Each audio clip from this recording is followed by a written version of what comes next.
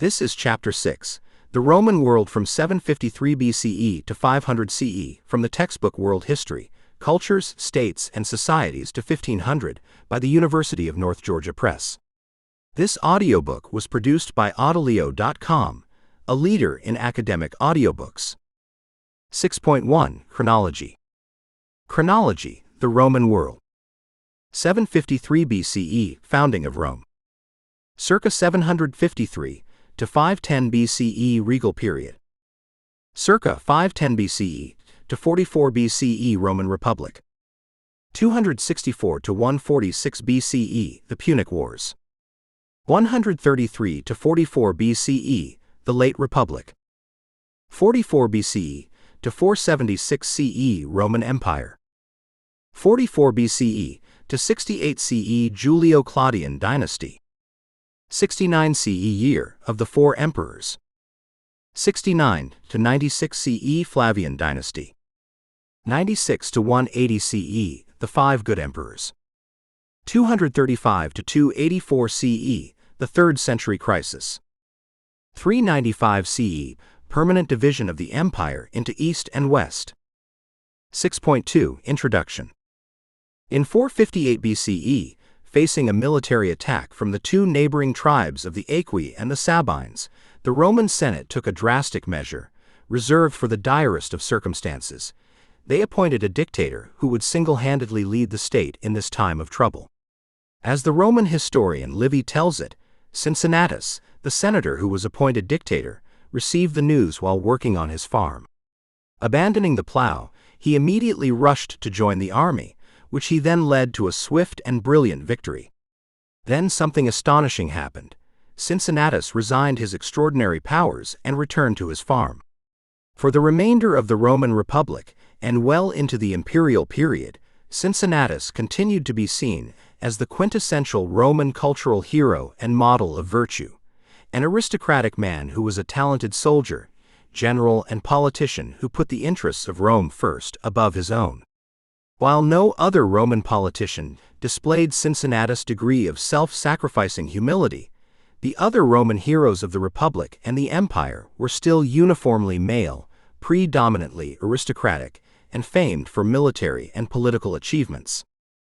But something happened to give rise to a rather different sort of cultural hero by the late Roman Empire. In 203 CE, a young noblewoman and her slave were executed in Carthage, thrown into the arena with the lions. Their crime? A stubborn faith, the belief that a Jewish man who lived in Judea a century earlier was the Son of God who had died on the cross and rose again.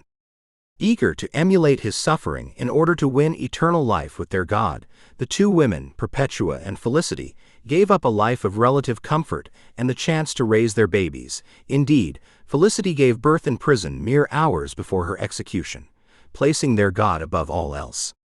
They were not the only ones. Stories of martyrs abound in the later Roman Empire and were told repeatedly by Christians, thus perpetuating the status of these martyrs as the new cultural heroes. But far from repelling others from imitating their example, these stories rather encouraged the rise of more willing martyrs to follow their suit. As a result of the spread of Christianity, therefore, the Roman cultural heroes of late antiquity were a far cry from Cincinnatus. Instead of aristocratic generals and politicians, they were nursing mothers and even slave women who chose to die a humiliating and painful death for their faith and its promise of an eternal reward. The story of the Roman world, from the foundation of the city of Rome and to the fall of the Roman Empire in the West, is overall a tale of two different transformations. The first of these is the dramatic transformation in cultural values and beliefs, a glimpse of which is reflected in the two stories above. The second is a similarly dramatic geographical transformation, which also brought about drastic clashes of cultures and a variety of changes throughout the entire Mediterranean world and beyond. That is, the transformation of a small village on the Tiber into one of the largest empires in all of world history, followed by a collapse of a part of that empire, but a collapse from whose ashes arose what we now know as Europe. 6.3 Questions to guide your reading. 1. In what ways did the geography and topography of Rome and the Roman Empire impact the history of the ancient Roman world? 2. What are the different periods of Roman history, and what are the chief defining characteristics of each period? 3. What primary sources are available for the study of Roman history, and what are the limitations of these sources? 4. What were the stages of Roman expansion? 5. What were the key civic conflicts and civil wars of the Roman Republic? What did each of these conflicts demonstrate about the changing nature of Roman politics? 6. When and why did the Roman Republic fall? What were some key differences between the Roman Republic and the age of Augustus? 7. What are some of the primary sources about the early Christians? What was revolutionary about early Christianity from the Roman perspective? 8. What were some of the problems with which areas in the periphery of the Roman Empire had to deal in the 2nd century CE? 9. What were the problems that the Roman Empire faced during the 3rd century crisis, and how did Diocletian attempt to resolve these? 10. What changes did the Roman Empire experience in the 4th century CE, and what were the causes of these changes? 11. How did the Romans' view of Rome in late antiquity differ from their view of Rome in earlier periods? 6.4 Key terms. Edile. Apuleius, Metamorphoses. Arapacis. Octoritas. Augustine, City of God. Augustus. Battle of Lake Regillus. Bithyniae. Caligula. Carthage. Catalina. Cato the Elder, Origins. Censor. Century 8 Assembly. Christianity. Cincinnatus. Claudius. Cleopatra. Conflict of the Orders. Constantine. Constantinople. Consul. Council of Nicaea. Crassus. Cursus Honorum. Dignitas. Diocletian. Etruscans. Eusebius. 5 Good Emperors. Flavian Dynasty. Gaius Gracchus. Gravitas. Josephus, Jewish War. Julian the Apostate. Julio Claudians. Julius Caesar. Juno. Jupiter Optimus Maximus. Lex Hortensia. Licinian Section Law. Livy. Lucretia. Macedonian Wars. Magna Graecia. Manipular Legion and Legion of Cohorts. Marcus Antonius. Marius. Mars. Minerva. Mos Maiorum. Nero. New Testament. Numa Pompilius. Optimates. Ostia. Paterfamilias. Patricians. Paul. Pax Deorum. Pax Romana. Perpetua and Felicity. Plebeian Council. Plebeians. Plebeian Tribune.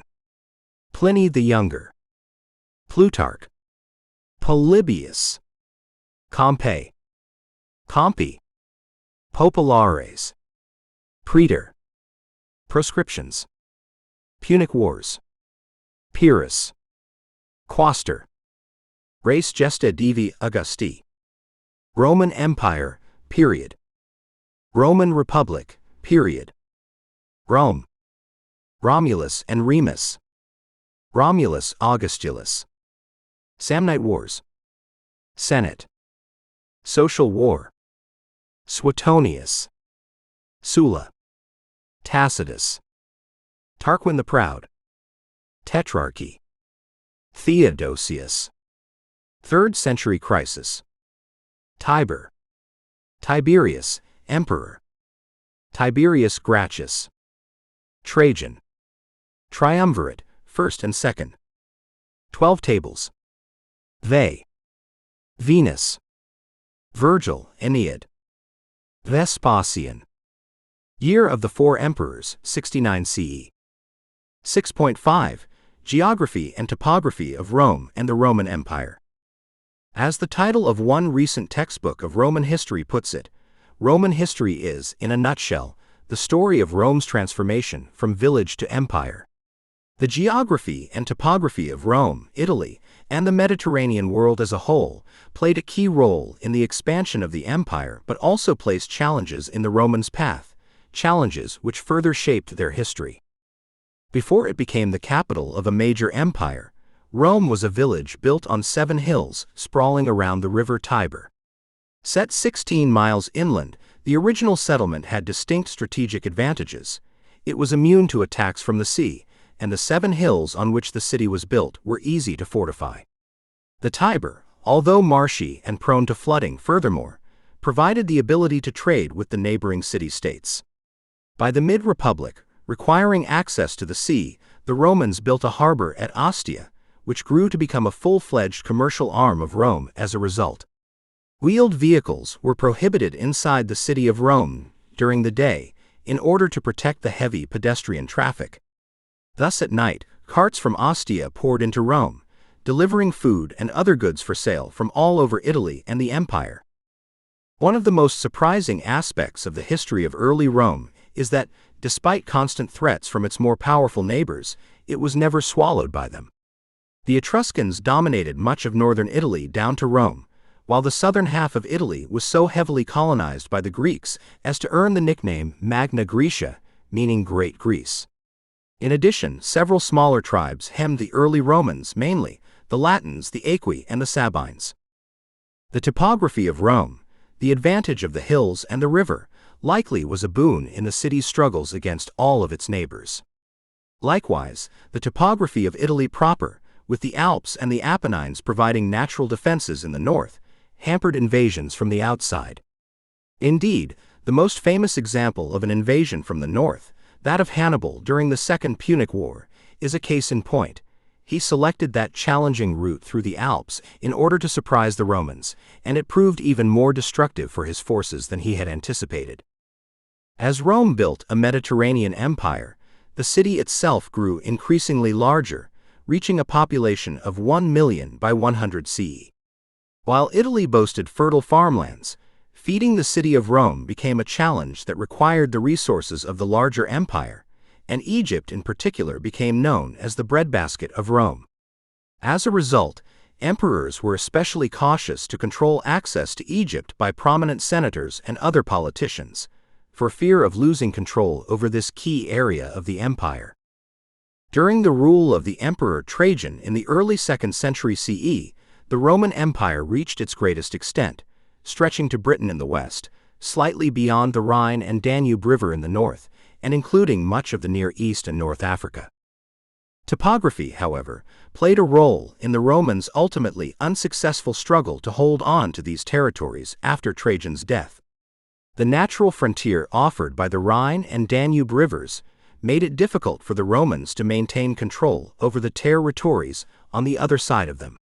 Struggling to fight off the warrior tribes in northern Britain, 2 2nd century CE emperors, Hadrian and later on Antoninus Pius, built successive walls which attempted to separate the un-Romanized tribes from the territory under Roman control. Finally, a persisting challenge for Roman emperors was that of the location of the empire's capital. When the Roman Empire consisted of Italy alone, the location of Rome, in the middle of the Italian peninsula, was the ideal location for the capital. Once, however, the empire became a Mediterranean empire that controlled areas far in all directions. The location of Rome was a great distance from all the problem frontiers. As a result, emperors over the course of the 2nd and 3rd centuries spent increasingly less time in Rome. Finally, Diocletian's split of the empire in 293 CE into 4 administrative regions, each with a regional capital, left Rome out, and in 330 CE, the Emperor Constantine permanently moved the capital of the empire to his new city of Constantinople, built at the site of the older Greek city of Byzantium. The large area encompassed by the empire required a sophisticated infrastructure of roads and sea routes, and the Romans provided both. By the 1st century CE, these roads and routes connected the center of the empire, Rome, to the periphery, providing ways for armies, politicians, traders, tourists, and students to travel with greater security and speed than ever before. As primary sources reveal, travel was never a fully safe undertaking. As bandits lurked on roads and pirates on seas, greedy locals were always eager to fleece unsuspecting tourists, and shipwrecks were an unfortunately common reality. Still, the empire created an unprecedented degree of networks and connections that allowed anyone in one part of the empire to be able to travel to any other part, provided he was wealthy enough to be able to afford the journey. 6.6. Basic chronology and periods of Roman history. According to Roman tradition, Rome was founded as a monarchy. That monarchy, however, was not long-lived, and its history is overshadowed by myth and legend. Historians of Rome have most often divided its history into two major periods, based on the type of government that Rome had at the time: the Republic, from the late 6th century BCE to the late 1st century BCE, and the Empire, from the late 1st century BCE to the fall of the western half of the empire in the late 5th century CE. Indeed, as seen in the writings of the Roman historian Tacitus, already as early as the late 1st century CE, Romans themselves thought of their history in terms of those two periods. The basic difference between the two periods is quite simple. During the period of the Republic, Rome was ruled by a republican government, which distributed power, in theory, among all Roman citizens. In practice, this was really an aristocratic oligarchy. By contrast, under the Empire, Rome was under one ruler, the emperor. Recent research, however, has challenged the oversimplification of Roman history that can be implied by thinking of it as comprising just two periods. The work of Harriet Flower has shown that the Roman Republic is best conceived of as a series of republics, each with distinct features. The work of Peter Brown, furthermore, has challenged the myth of the decline and fall of the Roman Empire, first popularized by Edward Gibbon, a 19th-century British historian of Rome. Brown has shown that as a result of the Christianization of the Roman world, Roman culture in the late Empire was quite different from that in the earlier periods, yet it was very much a flourishing culture. This chapter proceeds chronologically, subdividing both the Republic and the Empire into early and late periods, while also devoting some attention to certain thematic topics that are key to understanding each period. 6.7. Sources and problems. One of the greatest challenges to modern historians of Rome is the Romans' own seeming lack of interest in writing their own history for their first 600 years. While, according to Roman legend, Rome was founded in 753 BCE, the first Roman history in Latin, Origins, composed by the Republican politician Cato the Elder, was not published until 149 BCE. A few senators had written about Roman history in Greek earlier on, and some aristocrats kept family histories, but Cato's work was truly the first Roman history on a large scale, as it narrated events from the foundation of the city to Cato's own death. Only fragments of Cato's history survive. They reveal that Cato's approach to the writing of history was rather unusual. Instead of referring to any individuals throughout Roman history by name, Cato referred to them by title or political position. As a result, his history was truly focused on Rome and aimed to glorify the accomplishments of Rome rather than individual Romans. Thankfully for modern historians, Cato's experiment of nameless history did not catch on with subsequent Roman historians. Modern historians are able to reconstruct the story of the Romans from a variety of written and archaeological sources, but some of these sources present problems of which the historian must be aware. Similarly to the challenges modern historians face when studying Greek history, historians of Rome must at times engage in educated guessing when attempting to reconstruct a picture of Rome and Romans based on the limited evidence that is available.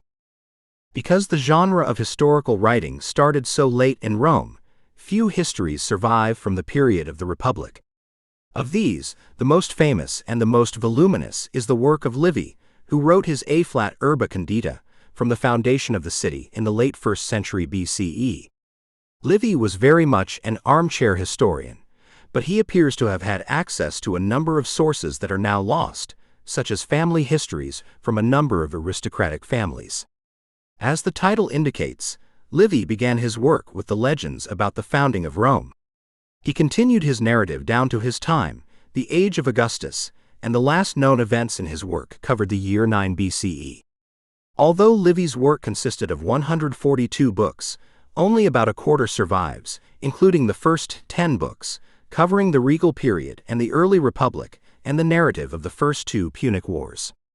Other prominent historians of the Republic whose works survive include Sallust, a contemporary of Caesar who turned to writing moralistic history after a frustrating political career, and Caesar himself, who wrote 2 books about his own campaigns, the Gallic Wars, about his conquest of Gaul in the 50s BCE, and the Civil War, about his civil war against Pompey in 4945 BCE. The works of 2 prominent historians survive from the period of the Roman Empire. Tacitus, another politician turned historian, wrote in the early 2nd century CE 2 works about the history of the Roman Empire in its first century of existence. The Annals covered the rule of the emperors Tiberius through Nero, while the histories continued the narrative to the rule of the emperor Domitian. Significant portions of both works survive.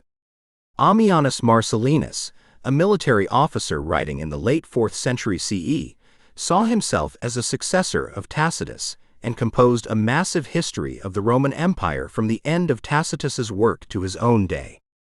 In addition, the sensationalizing biographer Suetonius, a contemporary of Tacitus, composed tabloid-style biographies of the first 12 emperors, from Caesar to Domitian. The anonymous Historia Augusta, composed sometime in the late Empire, provides similarly sensationalizing biographies of Roman emperors and some usurpers from Hadrian in the early 2nd century CE to Carinus in the late 3rd century CE. In addition to these Roman historians and biographers, a number of historical works in Greek survive from the late Republic and the Empire that cover topics related to Roman history. To mention just a few examples, in the late 1st century BCE, Diodorus of Sicily wrote a massive universal history that includes key events of Roman history, alongside Greek history and mythology. The Greek biographer Plutarch, writing in the 1st century CE, paired for the sake of comparison biographies of famous Greeks and Romans. One exemplary such pairing is that of Alexander the Great and Julius Caesar. Josephus, a Jewish rebel leader turned Roman citizen, wrote The Jewish War, a detailed account of the disastrous Jewish revolt against Rome in the 60s CE. Works of history, however, are only one type of source that modern historians of Rome use. Other written sources include poems, novels, letters of politicians and other prominent figures, military and farming manuals, cookbooks, etc. For instance, one of the best sources for the political ideology of the Augustan age is Virgil's epic poem Aeneid, which tells the story of the Trojan hero Aeneas and his struggle to reach Italy after the fall of Troy to found Rome. Arguably, the single best source for everyday life in the Roman provinces under the empire is Apuleius' novel Metamorphoses, better known under the title Golden Ass. The novel is a fictional account of a man accidentally turned into a donkey who tells the narrative of his travels through the Roman Empire in the late 2nd century CE. And one of the best sources for the government of Roman provinces is the correspondence of Pliny the Younger, governor of the province of Bithynia, on the shores of the Black Sea in 113 CE, with the Emperor Trajan. To say the least, the job of the provincial governor, based on these letters, appears to have been decidedly unglamorous. Early Christianity is one area of Roman history that has been especially well documented from its inception. The New Testament is an invaluable source, as it presents sources by early Christians about their own faith and its spread throughout the Roman Empire. A variety of popular heretical texts from the 2nd and 3rd centuries also survives and allows historians to reconstruct some of the dissenting views held in the early Church. Writings in Greek and Latin by a number of influential figures in the early Church, dubbed the Church Fathers, document the theological debates that resulted ultimately in the Nicene Creed. Starting in the 2nd century CE, Martyrdom accounts and saints' lives provide admittedly semi-fictional and stylized biographies of individual believers. Finally, two prominent theologians in the late Empire attempted to write or rewrite Roman history specifically through a Christian lens.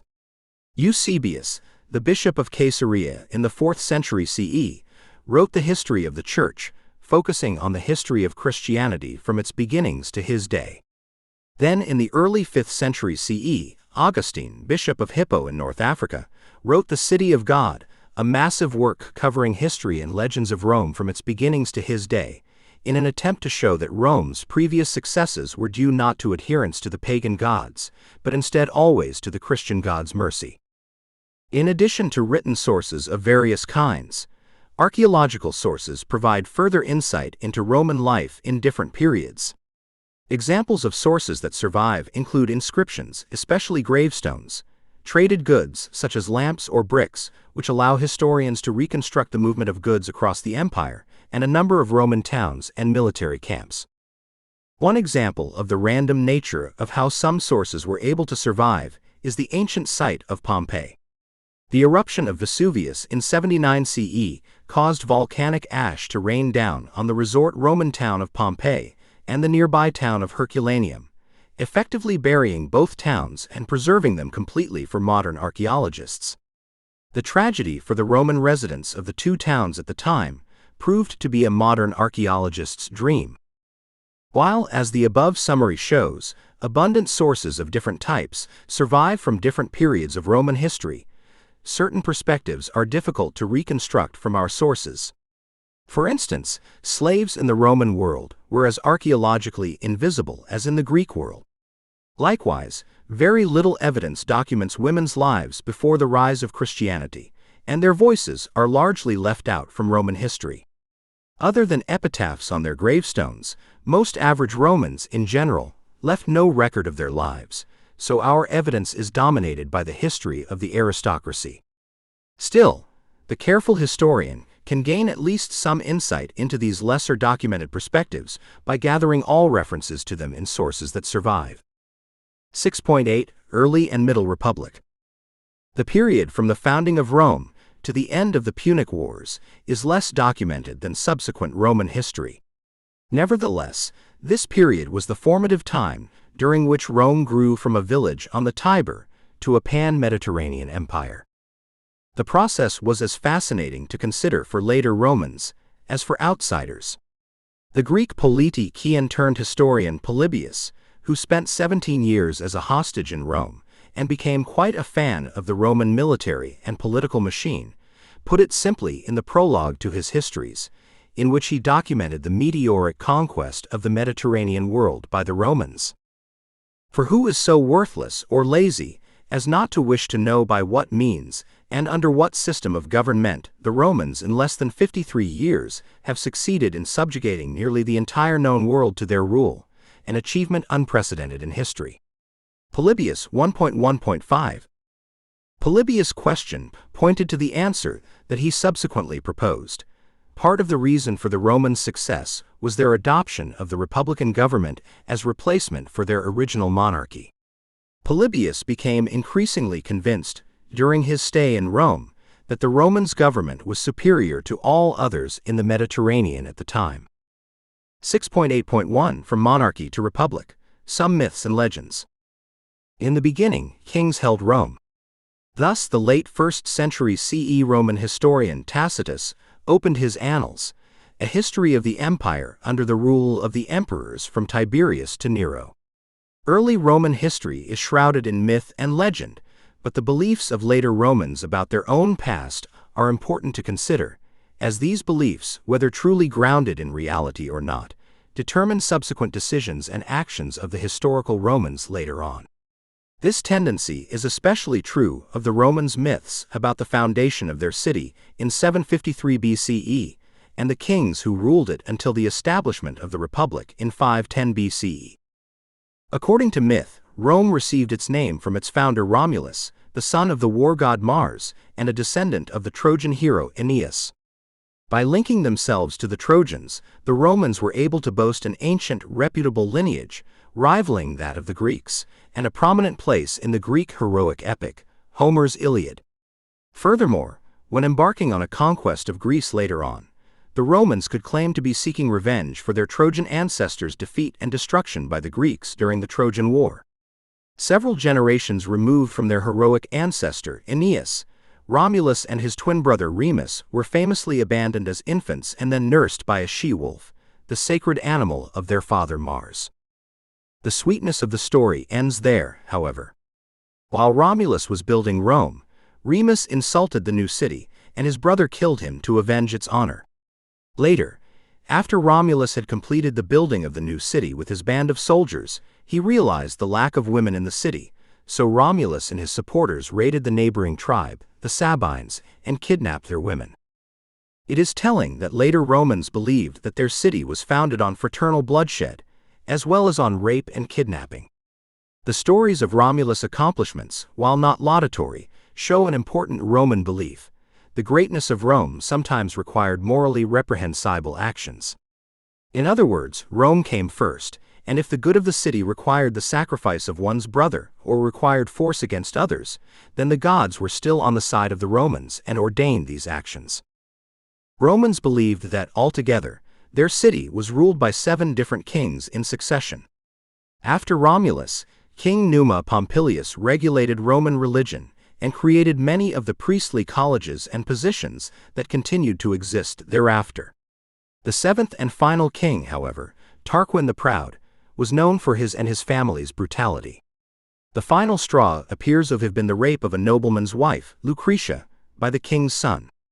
An aristocratic revolution ensued, which appears to have been largely bloodless, if Livy's account is to be trusted. The royal family was expelled from the city, and 2 consuls were immediately elected to govern the newly formed republic. Or so again, Livy tells us, based on Roman legend. The reality is likely to have been more complicated.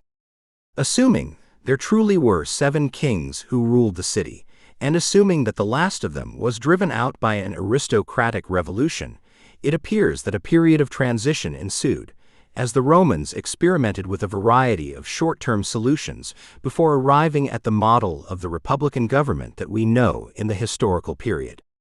Furthermore, apparently what guided that gradual evolution of the government was the growing dissatisfaction of the plebeians, the lower socioeconomic majority of the city, with their exclusion from the political process.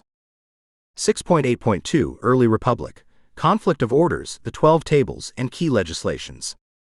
Roman sources from all periods, beginning already in the early Republic, reveal certain common values that all Romans held dear and considered to be foundational for their state. First, Romans had a strong respect for the past and were averse to change. Indeed, reformers had a difficult time passing their proposals in all periods of Roman history. The term for this reverence for the past, mos maiorum, custom of ancestors or custom of elders, is telling. While innovation is a revered value in the modern world, Romans believed that innovation amounted to disrespect for their ancestors. Ancestral custom, which had first made Rome great, had to be respected, and successful reformers, such as the Emperor Augustus, managed to phrase their reforms as a return to something old rather than as something new. 3 additional values that are key to understanding the Romans are auctoritas, power or authority, dignitas, roughly meaning dignity, and gravitas, seriousness. Each citizen in the state had a degree of auctoritas, that intangible quality that made others obey him, but the degree of auctoritas varied, depending on one's social and political standing. Augustus, Rome's first emperor, would later describe his position in the state as having more auctoritas than anyone else. The other 2 qualities, dignitas and gravitas, were connected and reflected one's bearing and behavior as a true Roman. Jocularity was not valued, but seriousness reflected a particularly Roman conduct and determination. It is striking that Romans never smiled in portraits. The austere facial expression instead conveyed their power and superiority to others, whom they had conquered. While sharing common values, Romans were also deeply aware of social divisions between themselves. From its earliest time, Roman citizen population was divided into two orders: the patricians, defined as the descendants from the first 100 senators appointed to the Roman aristocratic Senate by King Romulus, and the plebeians, that is, everyone who was not a patrician. The plebeians had their own political assembly, the plebeian council, while all Roman citizens also belonged to the centuriate assembly, which was responsible for annual elections for top political offices.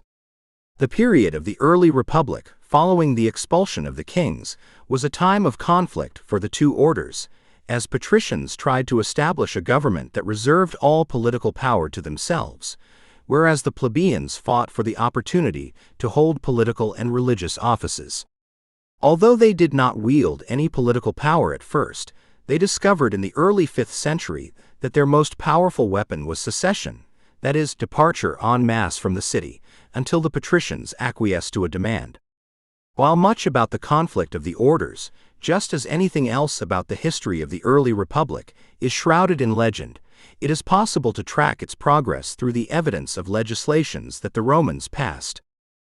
In 494 BCE, following the first plebeian secession, the Roman Senate allowed the plebeians to elect plebeian tribunes.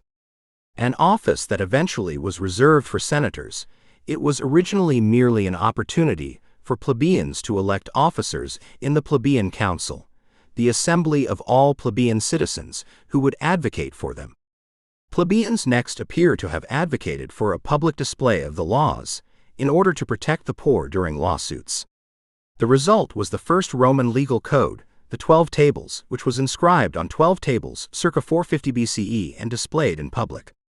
One of the laws included was a ban on intermarriage between plebeians and patricians, showing a clear commitment on the part of the patricians to maintain the separation of the orders. It is important to note, however, that with the gradual decline in the number of patrician families over the course of the Roman Republic, most began to intermarry with prominent plebeian families. The highest political office in the Republic, that of the consul, continued to be reserved solely for patricians until 367 BCE, when two senators sponsored the Licinian Section Law. The law required that one of the two consuls elected each year had to be plebeian. The phrasing of the law was significant, as it allowed the possibility that both consuls elected in a particular year could be plebeian, although this event did not happen in reality until 215 BCE. Finally, the legislation that modern historians have considered to have ended the early republican conflict of the orders is the Lex Hortensia of 287 BCE. This law made all legislations passed by the plebeian council binding on all Romans, patricians and plebeians alike. As historians connect the dots in the story of the conflict of the orders through these legislations, one trend that emerges is the gradual weakening of the patricians, along with the growing influence of the plebeians on Roman government. Indeed, by the 3rd century, a number of plebeian families were as wealthy and successful as patrician families, whereas some old patrician families had fallen on hard times. 6.8.3 Cursus Honorum and Roman Religion. The debate over plebeian access to political offices in general, and to the consulship in particular, resulted in the creation of a rigid cursus honorum, a sequence or ladder of political offices. The ultimate dream of every Roman who entered politics was to become a consul, but the narrowing pyramid that was the cursus honorum stood in his path. All offices were held for the term of 1 year, and in order to prevent any one individual from amassing too much power, candidates had to wait 10 years between consulships. Finally, each office had a minimum age requirement, with a special privilege for patricians to subtract 2 years from that minimum. The prerequisite for holding any political office was 10 years of military service. Thus, aspiring Roman politicians normally entered the army around 18 years of age. Following 10 years of distinguished service, candidates who were at least 30 years of age were allowed to run for the first office in the cursus, the quaestorship. The number of quaestors each year rose over time to 20 by the late Republic. Each quaestor was assigned to a particular duty for his year in office, varying from supervising the coin mint in Rome to serving as an assistant to a provincial governor or a consul in charge of a war. While not officially part of the required cursus honorum, most ex-quaestors next ran for the office of the plebeian tribune, if they were plebeian or an aedile. 10 plebeian tribunes were elected each year, and were supposed to advocate for the benefit of the plebeians during senatorial debates. Aediles, a term derived from the Latin aedes, meaning building or temple, were in charge of public building projects and often also sponsored public entertainment. The next step in the cursus was the praetorship. Similarly to the quaestors, the number of praetors rose over time, until topping at 8 in the late Republic. Praetors could hold imperium, the right to command an army. Thus they often served in military roles or in administrative capacity by governing a province. Finally, one praetor each year, the praetor urbanus, was in charge of administering justice in the city of Rome and keeping track of legal cases and important decisions, which he issued at the end of the year as the praetor's edict. Upon reaching the age of 40, candidates who had successfully held the praetorship ultimately could run for the consulship. 2 consuls were elected annually, and this position change to office was the pinnacle of the Roman political career. Aristocratic families kept for centuries on display in their homes the ancestor masks of members of the family who had been consuls. Since 10 years were required to elapse between successive consulships, very few individuals ever held more than one consulship, until several politicians in the late Republic broke the rules altogether. Last but not least, one additional office existed for which ex-consuls could run. Every 5 years, 2 censors were elected for a period of 18 months for the purpose of conducting the census of citizens. While this structure of annually elected offices was designed to prevent any one individual from usurping all political power in the state, the Senate also realized that on rare occasions, concentrating all power in one set of hands was needed. Thus the Senate could appoint a dictator for a non-renewable period of 6 months in times of serious military emergency, such as in the already mentioned case of Cincinnatus. The cursus honorum is best visualized as a pyramid with a wide base and narrowing each step on the way up. While 20 men each year were elected to the quaestorship, only a fraction of them could ever achieve the praetorship, and a yet smaller fraction could rise to the consulship. Still, election to the quaestorship secured lifelong membership in the Senate, the governing body of roughly 300 politicians, doubled in the 1st century BCE to 600, who effectively governed Rome under the Republic. The question remains, nevertheless, how did some men achieve political advancement, while others never made it past the quaestorship? Part of the key to success, it appears, lay outside of politics proper, belonging instead to the realm of religion. Roman religion, similarly to Greek, was traditionally polytheistic, with many myths and gods aligned to the Greek counterparts. Zeus, Greek king of the gods, became Jupiter, and was a patron god of Rome under the title Jupiter Optimus Maximus, or Jupiter the Best and the Greatest. His consort, Hera, became the Roman goddess Juno and was the patron goddess of marriage. The Greek Athena became Roman Minerva and was the patron divinity of women's crafts. In addition, both Venus, the goddess of love, and Mars, the god of war, had mythical family connections to Rome's human founders. Countless other divinities abounded as well. Even the Roman sewer system, Cloaca Maxima, had its own patron goddess, Cloacina. While Romans were expected to worship some of the gods in private, often making vows to them and promising gifts if the gods fulfilled a request, Roman religion also had a significant public component that was reserved for the priestly colleges. Although not limited to politicians, membership in these colleges was at times key for political advancement. One example of this phenomenon in action is the career of Julius Caesar, whose political career took off after his appointment to the religious office of Pontifex Maximus, head of Roman religion. Ultimately, both public and private religion aimed at the same goal, keeping the Pax Deorum, peace with the gods, upon which the success of their state rested, as the Romans believed. Put simply, as long as Romans maintained a respectful peace with their gods, they ensured Rome's success. Whenever any disasters befell the state, however, Romans typically assumed that Pax Deorum had been violated in some way. The gods then had to be appeased in order to end the disaster and prevent similar events from occurring in the future. 6.8.4 Roman expansion to the end of the Punic Wars.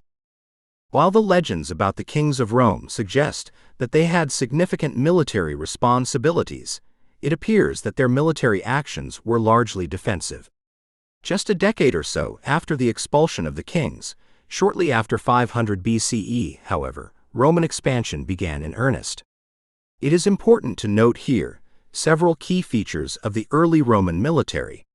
First, until the late Republic, Rome did not maintain a standing army.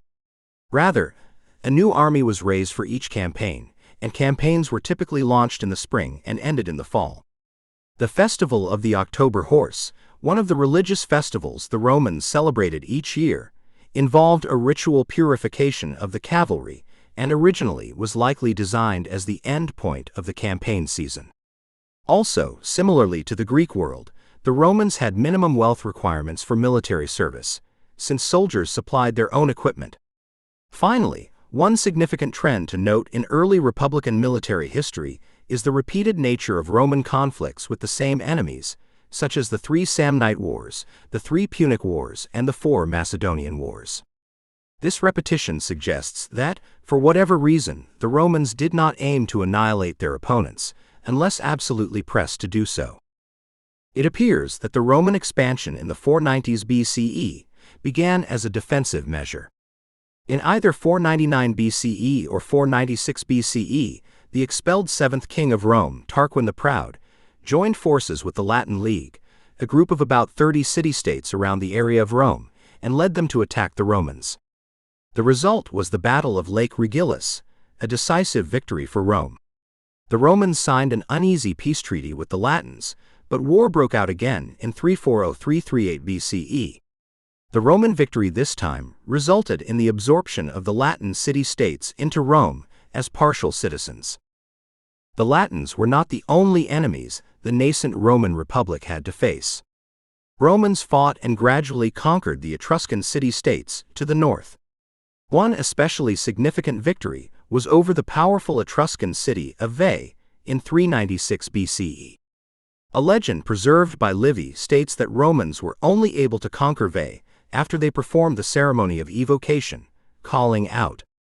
Fearing that their siege of Veii was not going well because Juno, the patron goddess of Veii, was not on their side, the Romans called Juno out of Veii. They promised her a nice new temple in Rome if she would switch sides. Shortly thereafter, the city fell to the Romans. When the Roman soldiers were packing up the cult statue of Juno from her temple in Veii for transportation to Rome, a cheeky Roman soldier asked Juno if she wanted to come to Rome. The statue enthusiast Tickley nodded her head.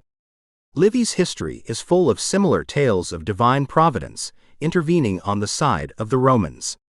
These legends show the Romans' own belief that throughout the process of expansion, the gods had protected them and guided them to success. While still fighting the Latins, the Romans embarked upon what turned out to be a series of 3 wars with their neighbors to the east, the Samnites. Each of these wars, the last of which ended in 290 BCE, resulted in Roman territorial gains. By the end of the Third Samnite War, Rome controlled all of central Italy.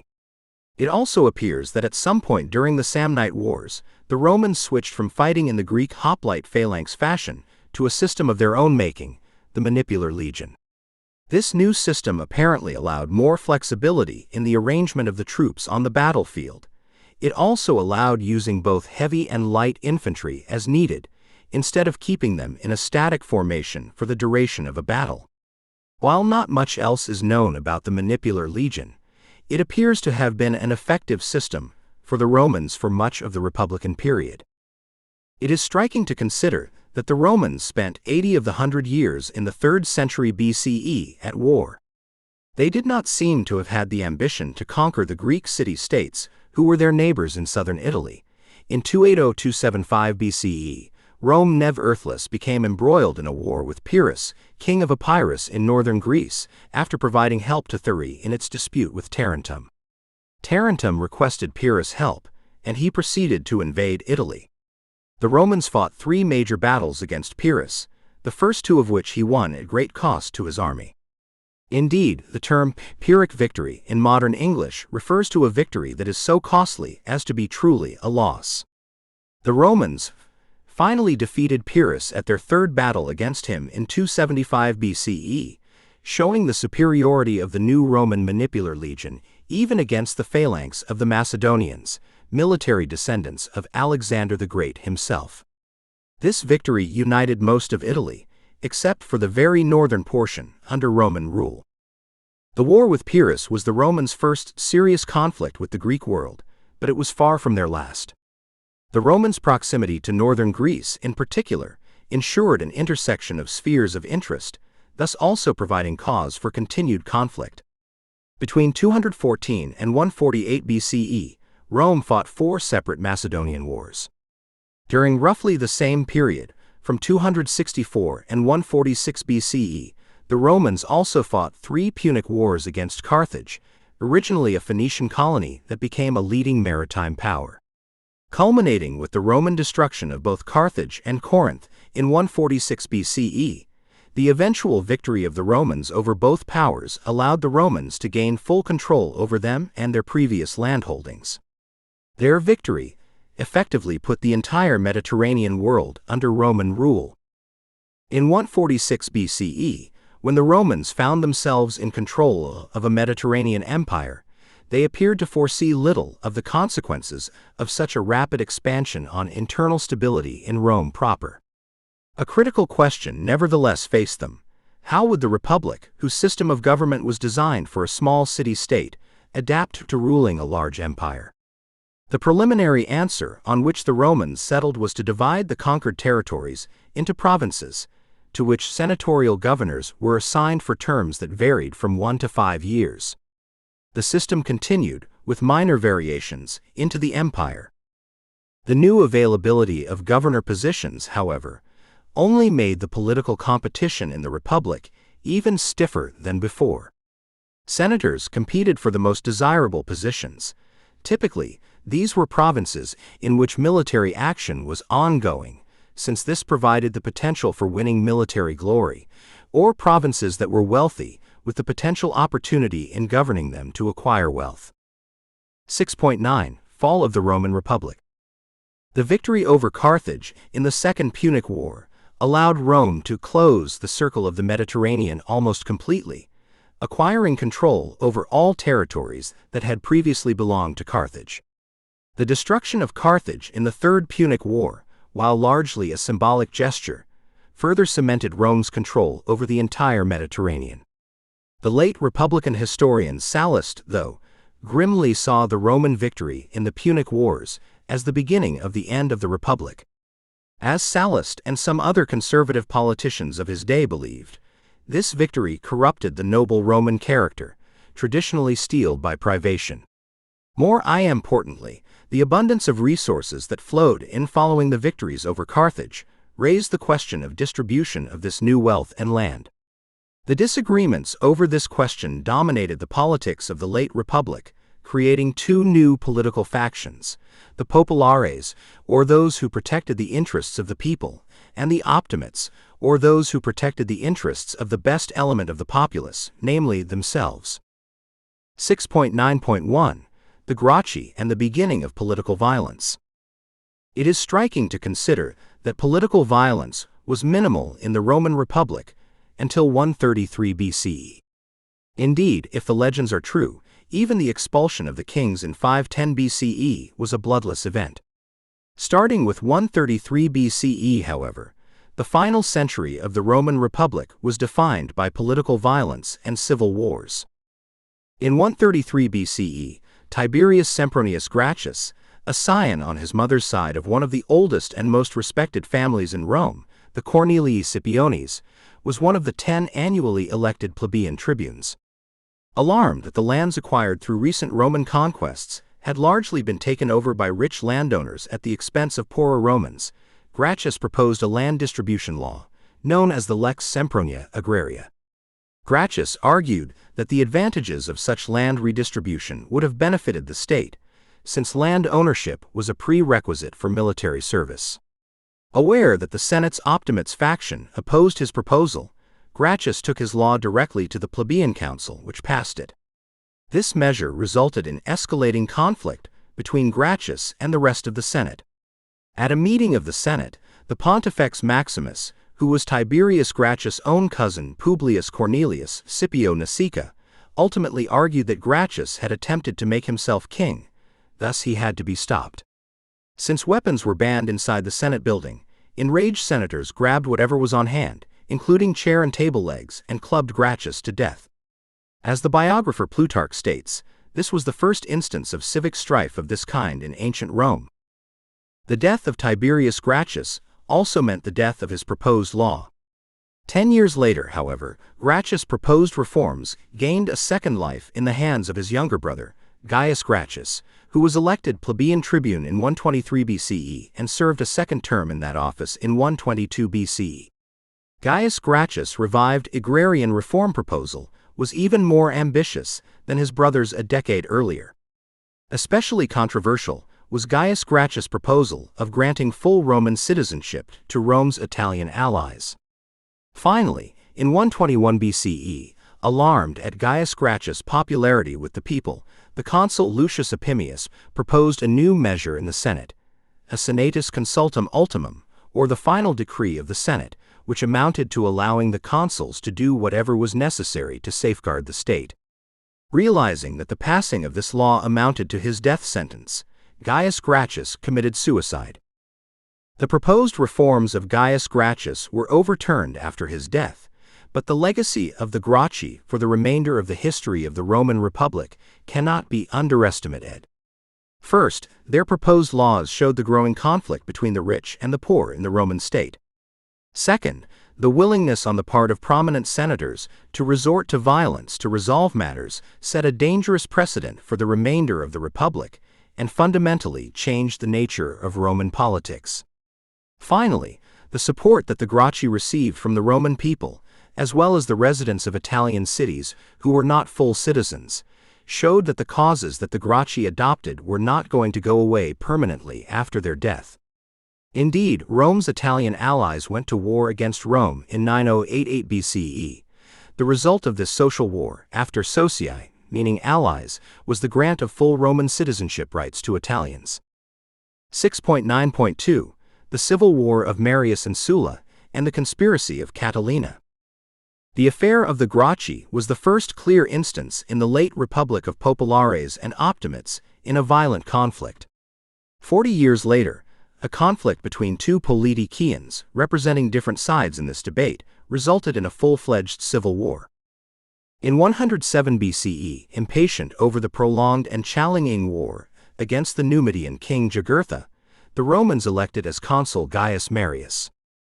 While Marius had already enjoyed a distinguished military career, he was a novus homo, or new man, a term the Romans used to refer to newcomers to Roman politics, meaning individuals who have not had any family members elected to political office. Even more shockingly, Marius was not even from Rome proper, but from the town of Arpinum, located 60 miles south of Rome. Marius benefited from the sense of frustration in Rome over the length of the war and the perceived corruption of the aristocratic leaders abroad. Once elected, he took over the command in the war and passed the most comprehensive reforms to the Roman military since the Romans switched to the manipular legion. First, Marius abolished the property requirement for military service, allowing landless Romans to serve in the army for the first time in Roman history. A second and related change was the new commitment on the part of the Roman state to arm its troops and also pay them for service. Henceforth, the military became a profession, rather than a seasonal occupation for farmers. Finally, Marius changed the tactics of the legionary organization on the battlefield, changing the legion of maniples into a legion of cohorts. Marius' reforms, while controversial, proved immensely successful, and he swiftly was able to defeat Jugurtha, ending the war in 104 BC. As a result of his victories, Marius had gained unprecedented popularity in Rome, and was elected to 5 more successive consulships in 104–100 BCE. While a law existed requiring 10 years between successive consulships, Marius' popularity and military success, in conjunction with the Romans' fear of ongoing foreign wars, elevated him above the law. While Marius began his military career fighting for Rome, though, he ended it by causing the worst civil war Rome had seen to that point. In 88 BCE, the Roman Senate was facing a war against Mithridates, king of Pontus, who had long been a thorn in Rome's side in the eastern provinces of the empire. Sensing that Marius was too old to undertake the war, the Senate appointed instead Lucius Cornelius Sulla, a distinguished general who had started his career as Marius' quaestor in the Jugurthine War and was now a consul himself. Marius, however, had another trick up his sleeve. Summoning the plebeian council, Marius overturned the decision of the Senate and drove Sulla out of Rome. Instead of going lightly into exile, however, Sulla gathered an army and marched on Rome, the first time in Roman history that a Roman general led a Roman army against Rome. Sulla took over Rome, swiftly had himself declared commander of the war on Mithridates, and departed for the Black Sea. In 86 BCE, Marius was elected consul for the seventh and final time in his career, then promptly died of natural causes, just 17 days after taking office. The civil war that he started with Sulla, though, was still far from over. In 83 BCE, victorious over Mithridates, but facing a hostile reception from the Senate, Sulla marched on Rome for the second time. This time, he truly meant business. Declaring himself dictator for reforming the Roman constitution, Sulla ruled Rome as a dictator for the next 3 years. His reforms aimed to prevent the rise of another Marius, so significantly curtailed the powers of the plebeian tribunes. In addition, he established the proscriptions, a list of enemies of the state, whom anyone could kill on sight and whose property was confiscated. Incidentally, one name on Sulla's list was the young Julius Caesar, whose aunt had been married to Gaius Marius. While Caesar obviously survived the proscription and went on to become a prominent politician himself, the confiscation of his property by Sulla ensured that he remained painfully strapped financially and in debt for the rest of his life. After enacting his reforms, Sulla just as suddenly resigned from politics, retiring to a family estate outside of Rome in 79 BCE, where he appears to have drunk himself into an early grave. Based on Plutarch's description of his death, the symptoms appear to fit with cirrhosis of the liver. Over the next several decades, some of Sulla's reforms were overturned, such as those pertaining to the plebeian tribunes. Most historians of the Republic agree, however, that the Republican constitution never afterward reverted to its old state. The Republic after Sulla was a different republic than before him. The civil war of Marius and Sulla showed the increasingly greater degree of competition in the Republic, as well as the lengths to which some Roman politicians were willing to go to get power and hold on to it. Furthermore, it demonstrated one dangerous side effect of Marius' military reforms. Before Marius, Roman farmer soldiers did not feel a personal affinity for their generals. After Marius' reforms, however, because soldiers were paid by their generals, their loyalty was to their generals as much or more than to the Roman state. Finally, Marius' incredible political success, election to a record-setting and law-breaking 7 consulships over the course of his life, showed that military ability had somewhat leveled the playing field between old patrician families such as Sulla's that had dominated the consulship for centuries, and the newcomers to Roman politics. This challenge by the newcomers to the old Roman political families was an especially bitter pill to swallow for some. In 63 BCE, Lucius Sergius Catilina, a patrician who had unsuccessfully run for consulship and who was defeated that very year by another newcomer from Arpinum, Marcus Tullius Cicero, banded with other frustrated senators to plan a conspiracy to assassinate the consuls and take over the state. Catilina's conspiracy failed, and modern historians can read Cicero's own reports to the Senate and the people about how he discovered and stopped this conspiracy. Catilina's frustration, just like that of Sulla 20 years earlier, nevertheless shows how difficult it was for Roman, old-school political families to accept that their competition for the consulship now was not just against each other. Catilina's plan to resort to violence to achieve power also shows just how quickly political violence became the normal solution to problems in Roman Republican politics after the Gracchi. 6.9.3 The First Triumvirate and the Civil War of Caesar and Pompey.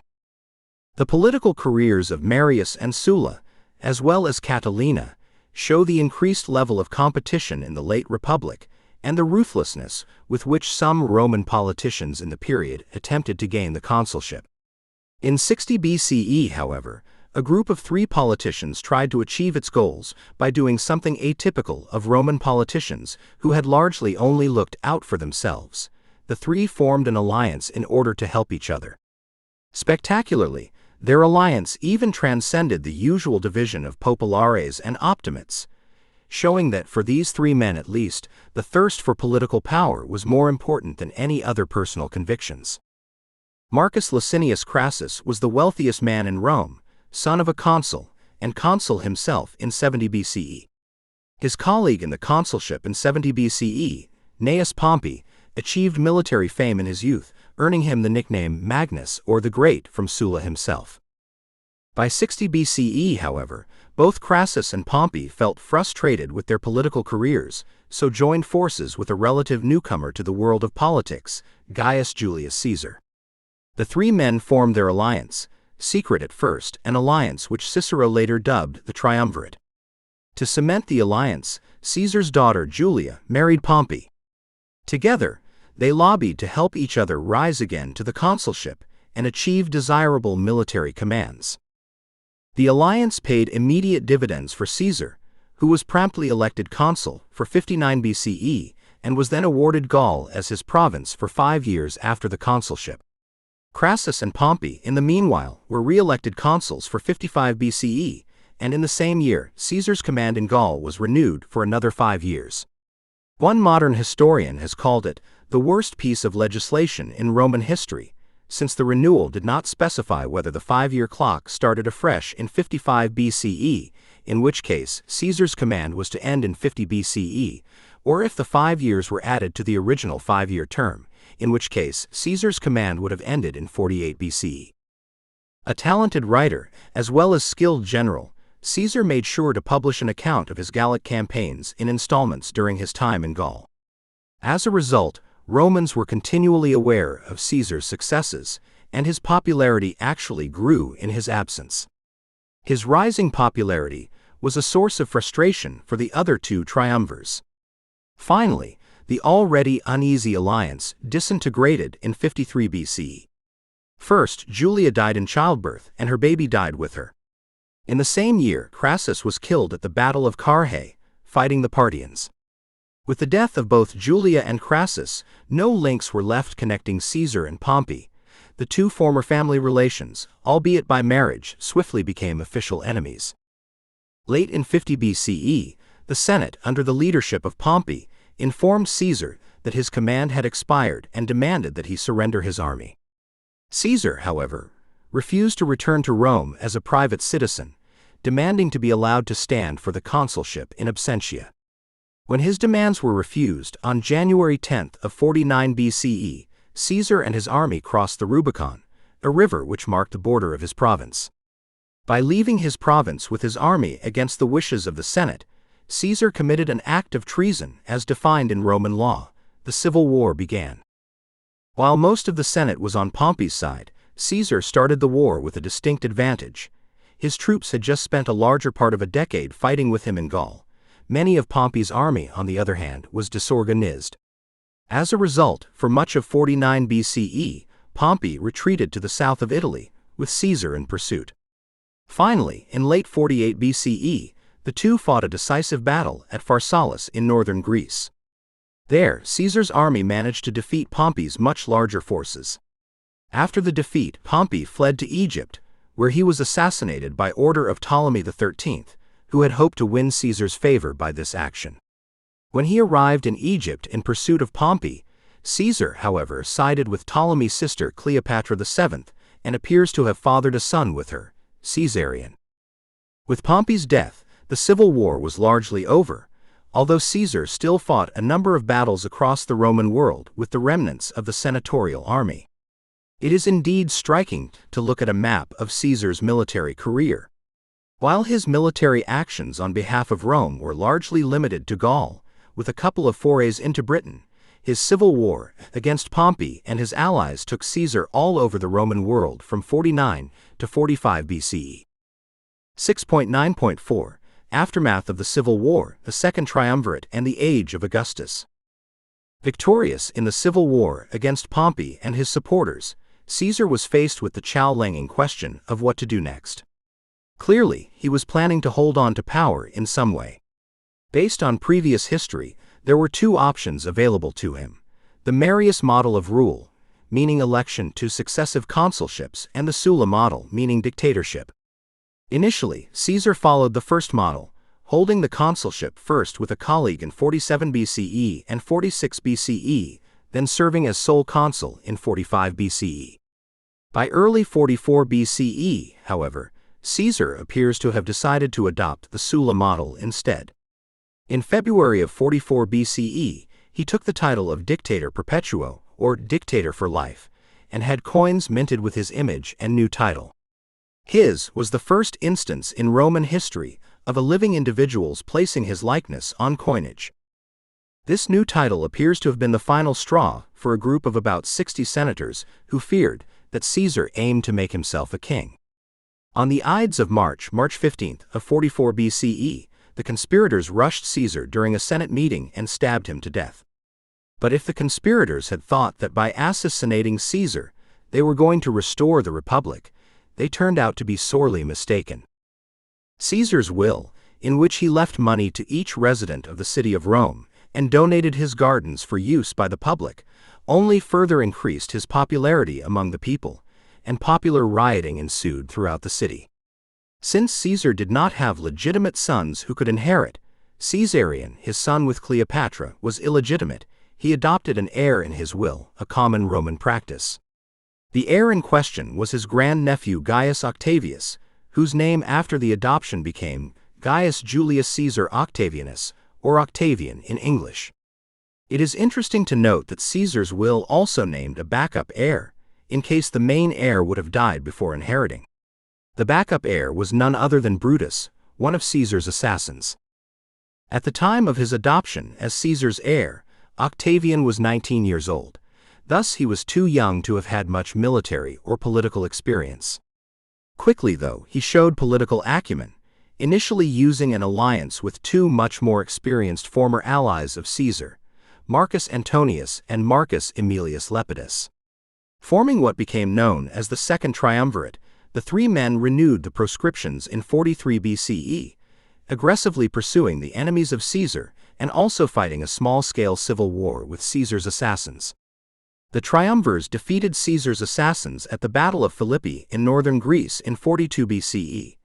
They then carved out the Roman world into regions to be ruled by each. Marcus Antonius, who claimed Egypt, although it was not yet a Roman province, proceeded to marry Cleopatra and rule Egypt with her over the following decade. Ultimately, however, another civil war resulted between Antonius and Octavian, with the latter winning a decisive victory in the Battle of Actium in 31 BCE. From that moment until his death in 14 CE, Octavian, soon to be named Augustus in 27 BCE, the name he subsequently used, ruled what henceforth was known as the Roman Empire, and is considered by modern historians of Rome to have been the first emperor. While modern historians refer to Augustus as the first emperor of Rome, that is not the title that he himself had, nor would he have said that he was inaugurating a new form of government in Rome. Rather, throughout his time in power, Augustus claimed to have restored the Roman Republic, and with the exception of a few elected offices, he did not have any official position. How did he manage to rule the Roman Empire for over 40 years without any official position? Some answers can be found in the Res Gestae Divi Augusti, an autobiography that Augustus himself composed in the year before he died, and which he ordered to be posted on his mausoleum in Rome, with copies also posted in all major cities throughout the empire. Reflecting on his 40-year rule in this document, Augustus described himself as the first citizen or princeps of the Roman state, superior to others in his auctoritas. In addition, he was especially proud of the title of Pater Patriae, or Father of the Fatherland, voted to him by the Senate and reflecting his status as the patron of all citizens. It is striking to consider that other than these honorary titles and positions, Augustus did not have an official position as a ruler. Indeed, Having learned from Caesar's example, he avoided accepting any titles that might have smacked of a desire for kingship. Instead, he brilliantly created for himself new titles and powers, thoroughly grounded in previous republican tradition. In addition, he proved to be a master diplomat, who shared power with the Senate in a way beneficial to himself, and by all of these actions seamlessly married the entire republican political structure with one-man rule. The question remains, when did the Roman Republic actually fall? Different historians have proposed several possible answers. One minority position is that the Republic had fallen with the dictatorship of Sulla, since it fundamentally altered the nature of the republican government and permanently destabilized it. Another possible answer is the assassination of Caesar in 44 BCE, since afterwards, the Republic was never quite the same as it had been before the civil war of Pompey and Caesar.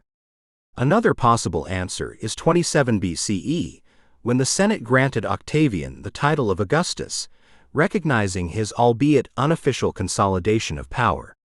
Finally, yet another possible answer is the death of Augustus in 14 CE. Overall, all of these possible dates and events show the instability of the Roman state in the late 1st century BCE.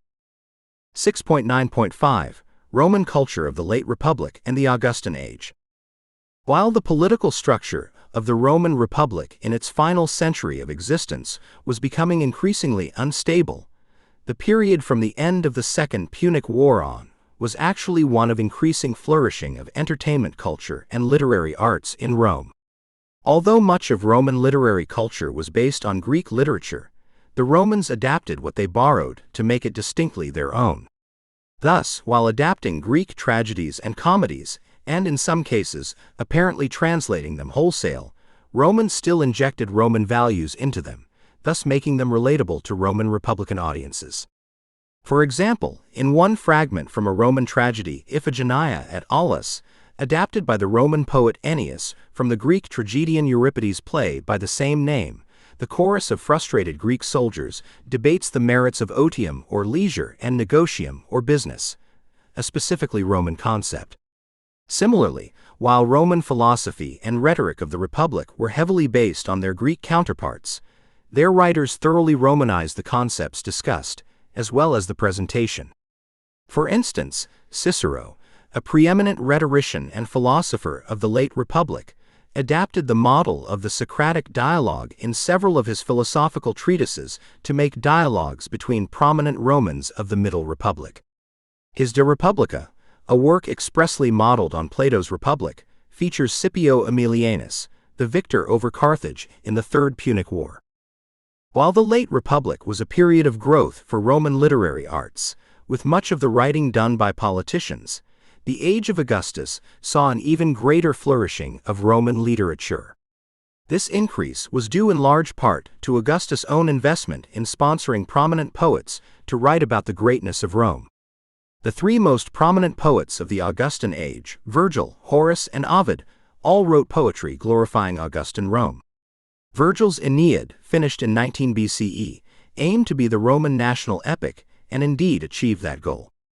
The epic, intended to be the Roman version of Homer's Iliad and Odyssey combined, told about the travels of the Trojan prince Aeneas, who by will of the gods became the founder of Rome. Clearly connecting the Roman to the Greek heroic tradition, the epic also includes a myth explaining the origins of the Punic Wars. During his travels, before he arrived in Italy, Aeneas was shipwrecked and landed in Carthage. Dido, the queen of Carthage, fell in love with him and wanted him to stay with her, but the gods ordered Aeneas to sail on to Italy. After Aeneas abandoned her, Dido committed suicide and cursed the future Romans to be at war with her people. The works of Horace and Ovid were more humorous at times, but they still included signify-cant elements from early Roman myths. They thus served to showcase the Pax Deorum that caused Rome to flourish in the past and again now in the age of Augustus. Ovid appears to have pushed the envelope beyond acceptable limits, whether in his poetry or in his personal conduct. Therefore, Augustus exiled him in 8 CE to the city of Thomas on the Black Sea, where Ovid spent the remainder of his life writing mournful poetry and begging unsuccessfully to be recalled back to Rome. In addition to sponsoring literature, the age of Augustus was a time of building and rebuilding around Rome. In his Res Gestae, Augustus includes a very long list of temples that he had restored or built. Among some new building projects that he undertook to stand as symbols of renewal and prosperity ordained by the gods themselves, none is as famous as the Arapacis, or Altar of Peace, in Rome. The altar features a number of mythological scenes and processions of gods. It also integrates scenes of the imperial family, including Augustus himself making a sacrifice to the gods, while flanked by his grandsons Gaius and Lucius. The message of these building projects, as well as the other arts that Augustus sponsored, is overall simple. Augustus wanted to show that his rule was a new golden age of Roman history, a time when peace was restored and Rome flourished, truly blessed by the gods. 6.10 The Early Empire. The period from the consolidation of power by Augustus in 27 BCE to the death of the emperor Marcus Aurelius in 180 CE was one of relative peace and prosperity throughout the Roman Empire. For this reason, the Romans themselves referred to this time as the Pax Romana, or Roman peace. During this period, the empire became increasingly more of a smoothly run bureaucratic machine when commerce prospered, and the overall territory grew to its largest extent in the early 2nd century CE. Of course, some of the Roman subjects did not feel quite as happy with this peace and what it brought to them. The Roman historian Tacitus narrates a speech of a British tribal rebel leader, Calgacus, to his men before they fought and were defeated by the Romans in 85 CE. They, the Romans, make a desert and call it peace. Other evidence from the territories in the periphery of the empire also shows that Romanization was not absolute, as some remote rural areas in provinces far from Italy did not really feel the impact of the empire. Finally, the period of the early empire witnessed the rise of a new religion, Christianity. This new religion did not have a profound impact on the state yet at this point, but the seeds planted in this period allowed for fundamental changes to occur centuries later. This is, after all, one of the marvels of history. It can take centuries to see the long-term impact of events that seem so small and insignificant at first. 6.10.1 The Julio-Claudian dynasty. The historian Tacitus describes in detail the emotions in the Roman Senate upon the death of Augustus. Some senators were hoping for the return of the Republic, while others assumed that Augustus' stepson would inherit his nebulous yet amazingly powerful position. The scales were heavily weighed in favor of the latter option. As Tacitus points out, most senators by 14 CE, 50 years after Caesar's assassination, had never lived under a republic, thus they did not really know what a true republic looked like. Still, the question that all were pondering in 14 CE was, how do you pass on something that does not exist? After all, Augustus did not have any official position. The first succession was a test case to see if the imperial system of government would become the new normal for Rome, or if Augustus would prove to have been an exception. Augustus himself seems to have been worried about appointing a successor for his entire time in power. Because of untimely deaths of all other possible candidates, Augustus eventually settled on adopting his stepson Tiberius Claudius Nero, not to be confused with the later Emperor Nero, son of his wife Livia from her first marriage. Over the final years of his life, Augustus gradually shared more of his unofficial powers with Tiberius, in order to smooth the process of succession. Augustus' plan appears to have worked, as after a brief conversation in the Senate, as Tacitus reports, the senators conferred upon Tiberius all of Augustus' previous powers. Tiberius' succession is the reason for which historians refer to the first Roman imperial dynasty as the Julio-Claudians. Tiberius, a decorated military general in his youth, appears in our sources as a sullen and possibly cruel individual, whose temperament made Augustus himself feel sorry for the Romans for leaving such a ruler in his stead, or so Suetonius tells us. He also appears to have been a rather reluctant emperor, who much preferred life out of the public eye. Finally, in 26 CE, Tiberius retired to Capri for the final 11 years of his rule. It is a testament to the spectacular bureaucratic system that was the Roman Empire that the 11-year absence of the emperor was hardly felt, one exception being a foiled plot against Tiberius by his chief trusted advisor in Rome, Sejanus. Similarly to Augustus, Tiberius had a difficult time selecting a successor, as repeatedly each relative who was identified as a candidate died an untimely death. Ultimately, Tiberius adopted as his successor his grandnephew Gaius Caligula, or Little Boot, son of the popular military hero Germanicus, who died young. While Caligula began his power with full support of both the people and the Senate, and with an unprecedented degree of popularity, he swiftly proved to be mentally unstable, and bankrupted the state in his short rule of just under 4 years. In 41 CE, he was assassinated by 3 disgruntled officers in the Praetorian Guard, which ironically was the body formed by Augustus in order to protect the emperor. Caligula's assassination left Rome in disarray. The biographer Suetonius reports that, while the confused Senate was meeting and planning to declare the restoration of the Roman Republic, the Praetorian Guard proclaimed as the next emperor Claudius, uncle of Caligula and the brother of Germanicus. While Claudius was a member of the imperial family, he was never considered a candidate for succession before. He had a speech impediment. As a result, Augustus considered him an embarrassment to the imperial family. Claudius proved to be a productive emperor, but his downfall appears to have been pretty women of bad character, as he repeatedly weathered plots against his life by first one wife and then the next. Finally, in 54 CE, Claudius died and was widely believed to have been poisoned by his wife, Agrippina the Younger. Since the cause, as Suetonius tells us, was mushrooms, a popular joke thereafter in Rome was that mushrooms were the food of the gods, a reference to the deification of most emperors after their death. Although Claudius had a biological son from an earlier marriage, that son was poisoned soon after his death. His successor instead became Nero, his stepson, who was only 16 years old when he gained power. Showing the danger of inexperience for an emperor, Nero gradually alienated the Senate, the people, and the army over the course of his 14-year rule. He destroyed his own reputation by performing on stage, behavior that was considered disgraceful in Roman society. Furthermore, Nero is believed in 64 CE to have caused the Great Fire of Rome in order to free up space in the middle of the city for his ambitious new palace, the Domus Aurea or Golden House.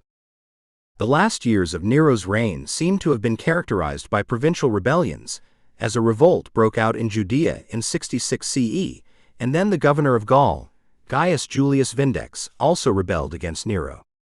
The revolt of Vindex ultimately proved to be the end of Nero, since Vindex convinced the governor of Spain, Servius Sulpicius Galba, to join the rebellion and furthermore proclaim himself emperor. While the rebellion of Vindex was quickly squashed, and Vindex himself committed suicide, popular support for Galba grew just as quickly. Finally, terrified by rumors of Galba marching to Rome, Nero committed suicide in June of 68 CE. His death marked the end of the Julio-Claudian dynasty. 6.10.2 The Year of the Four Emperors, the Flavian Dynasty and the Five Good Emperors. The year and a half after Nero's death saw more civil war and instability throughout the empire than any other period since the late Republic.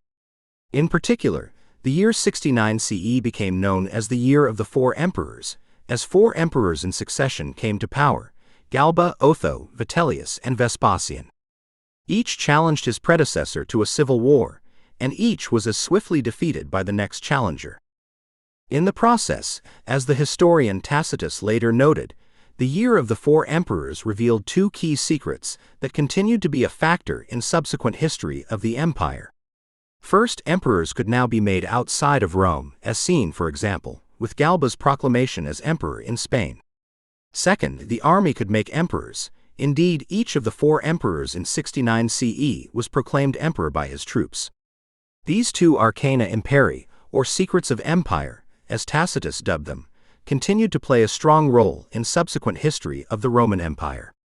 Their unveiling showed the declining importance of Rome as the center of political power, and the concomitant decline in the importance of the Senate, once an advisory body to the entire empire, but now increasingly confined in its authority to Rome proper alone. Several reasons caused Vespasian, a mere son of a tax collector, to be the only successful emperor of 69 CE and the founder of the Flavian dynasty. First, a talented military commander, Vespasian proved to be already in command of a major military force in 69 CE, since he had been working on subduing the Jewish revolt since 67 CE. Ironically, Nero had originally appointed him to command the Jewish war because of Vespasian's humble family origins, which to Nero meant that he was not a political threat.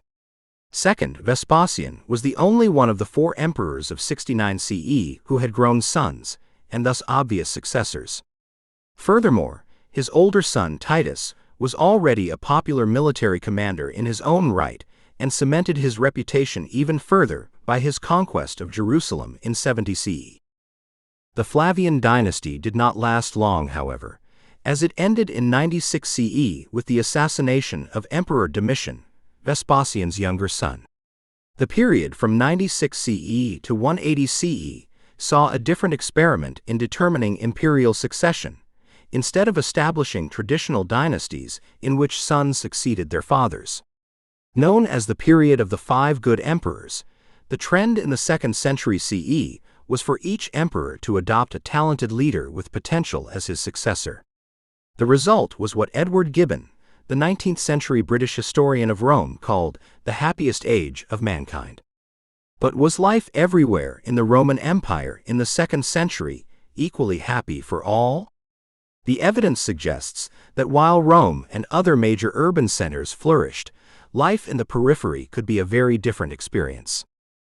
6.10.3 Center versus Periphery in the Roman Empire, the evidence of Pliny and Apuleius. Much of extant evidence from the Roman Empire comes from Rome and Italy. As is so often the case with empires, though, life in Rome was not representative of everyday life in the empire.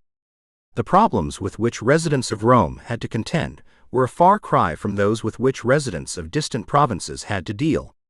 Careful examination of 2 sources from the 2nd century CE reveals that the relationship of the Roman Empire to the provinces in the periphery was often uneasy.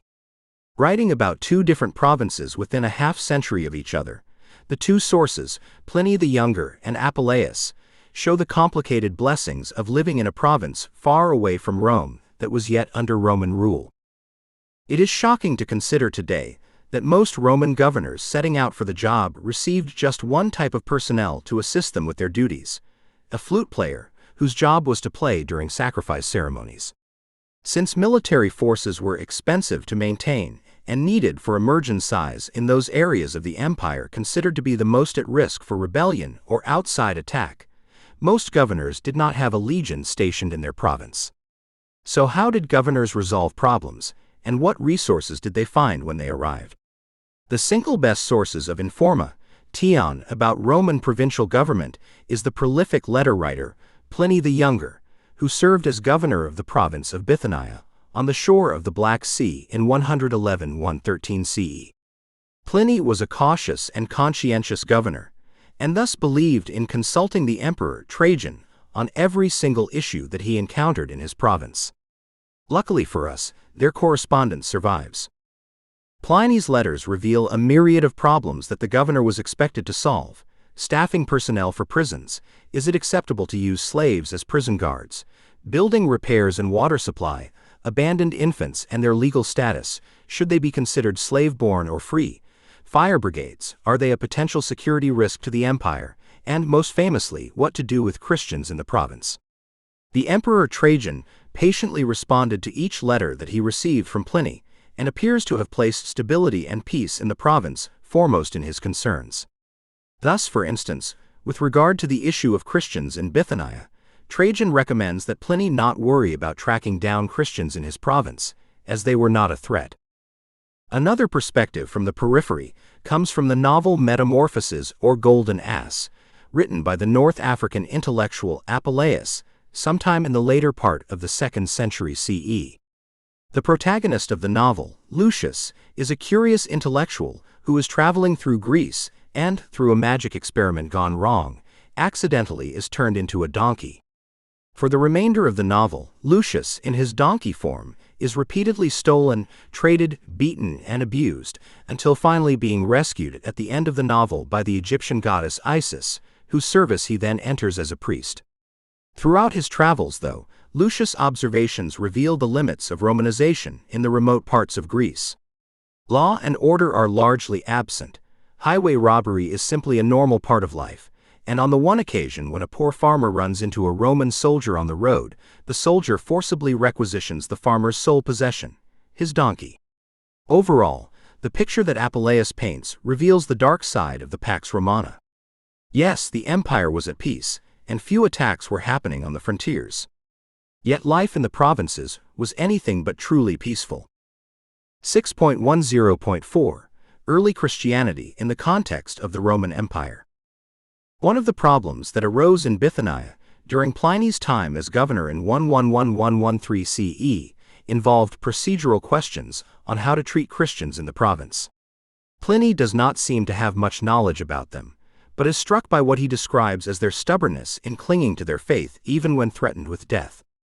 As he points out in his letter on the subject to Trajan, he has judged this stubbornness alone sufficient to merit punishment, presumably because it showed a dangerous level of disrespect towards Roman rule. Pliny's perspective is one of the earliest non-Christian sources about the new religion, and shows how quickly it had spread over the empire. But how and why did the new religion spread so rapidly over the empire, and why was it so attractive to different populations? After all, quite a number of different cults and self-proclaimed prophets periodically appeared in the Roman world, yet none had the long-term impact of Christianity, which just 2 centuries after Pliny's day became the religion of the Roman emperor himself. Early Christianity is, in some ways, an ancient historian's dream. For few other topics in Roman history do we have so many primary sources from both the perspective of insiders and outsiders, beginning with the earliest days of the movement. The New Testament, in particular, is a collection of primary sources by early Christians about their movement, with some of the letters composed merely 25 years after Jesus' crucifixion. It is a remarkably open document, collecting theological beliefs and stories about Jesus on which the faith was built. At the same time, however, the New Testament does not whitewash the early churches, rather it documents their failings and shortcomings with remarkable frankness, allowing the historian to consider the challenges that the early Christians faced from not only the outside, but also within the movement. The story of the origins of the faith is explained more plainly in the 4 Gospels, placed at the beginning of the New Testament. While different emphases are present in each of the 4 Gospels, the basic story is as follows. God himself came to earth as a human baby, lived a life among the Jews, performed a number of miracles that hinted at his true identity, but ultimately was crucified, died, and rose again on the 3rd day. His resurrection proved to contemporary witnesses that his teachings were true, and inspired many of those who originally rejected him to follow him. While the movement originated as a movement within Judaism, it ultimately floundered in Judea, but quickly spread throughout the Greek-speaking world, due to the work of such early missionaries as Paul. It would be no exaggeration to call the early Christian movement revolutionary. In a variety of respects, it went completely against every foundational aspect of Roman, and really, Greek society. First, the Christian view of God was very different from the pagan conceptions of gods throughout the ancient Mediterranean. While in traditional Roman paganism, the gods had petty concerns and could treat humans unfairly if they so wished, Christianity by contrast presented the message that God himself became man and dwelt with men as an equal. This concept of God incarnate had revolutionary implications for social relations in a Christian worldview. For early Christians, their God's willingness to take on humanity and then sacrifice himself for the sins of the world served as the greatest equalizer. Since God had suffered for all of them, they were all equally important to him, and their social positions in the Roman world had no significance in God's eyes. Finally, early Christianity was an apocalyptic religion. Many early Christians believed that Jesus was coming back soon, and they eagerly awaited his arrival, which would erase all inequality and social distinctions. By contrast, traditional Roman society, as the conflict of the orders in the early Republic showed, was extremely stratified. While the conflict of the orders was resolved by the mid-Republic, sharp divisions between the rich and poor remained. While social mobility was possible, for instance, slaves could be freed, and within a generation their descendants could be senators, extreme mobility was the exception rather than the rule. Furthermore, gender roles in Roman society were extremely rigid, as all women were subject to male authority. Indeed, the paterfamilias, or head of the household, had the power of life or death over all living under his roof, including in some cases adult sons who had their own families. Christianity challenged all of these traditional relationships, nullifying any social differences and treating the slave and the free the same way. Furthermore, Christianity provided a greater degree of freedom than women had previously known in the ancient world, with only the Stoics coming anywhere close in their view on gender roles. Christianity allowed women to serve in the church and remain unmarried if they so chose, and even to become heroes of the faith by virtue of their lives or deaths, as in the case of the early martyrs. Indeed, the Passion of the Saints Perpetua and Felicity, which documents the two women's martyrdom in Carthage in 203 CE, shows all of these reversals of Roman tradition in practice. The Passion of the Saints Perpetua and Felicity was compiled by an editor shortly after the fact and includes Perpetua's own prison diary as she awaited execution. The inclusion of a woman's writings already makes the text unusual, as virtually all surviving texts from the Roman world are by men. In addition, Perpetua was a noblewoman, yet she was imprisoned and martyred together with her slave, Felicity. The two women, as the text shows, saw each other as equals, despite their obvious social distinction. Furthermore, Perpetua challenged her father's authority as paterfamilias by refusing to obey his command to renounce her faith and thus secure freedom. Such outright disobedience would have been shocking to Roman audiences. Finally, both Perpetua and Felicity placed their role as mothers beneath their Christian identity, as both gave up their babies in order to be able to be martyred. Their story, as those of other martyrs, was truly shocking in their rebellion against Roman values, but their extraordinary faith in the face of death proved to be contagious. As recent research shows, conversion in the Roman Empire sped up over the course of the 2nd and 3rd centuries CE, despite periodic persecutions by such emperors as Septimius Severus, who issued an edict in 203 CE forbidding any conversions to Judaism and Christianity. That edict led to the execution of Perpetua and Felicity. Most of the early Christians lived less eventful and less painful lives than Perpetua and Felicity, but the reversals to tradition inherent in Christianity appear clearly in their lives as well. First, the evidence of the New Testament, portions of which were written as early as the 60s CE, shows that the earliest Christians were from all walks of life. Paul, for instance, was a tent maker. Some other professions of Christians and new converts that are mentioned in the New Testament include prison guards, Roman military officials of varying ranks, and merchants. Some, like Paul, were Roman citizens, with all the perks inherent in that position, including the right of appeal to the emperor and the right to be tried in Rome. Others were non-citizen free males of varying provinces, women, and slaves. Stories preserved in Acts and in the epistles of Paul that are part of the New Testament reveal ways, the good, the bad, and the ugly, in which these very different people tried to come together and treat each other as brothers and sisters in Christ. Some of the struggles that these early churches faced included sexual scandal.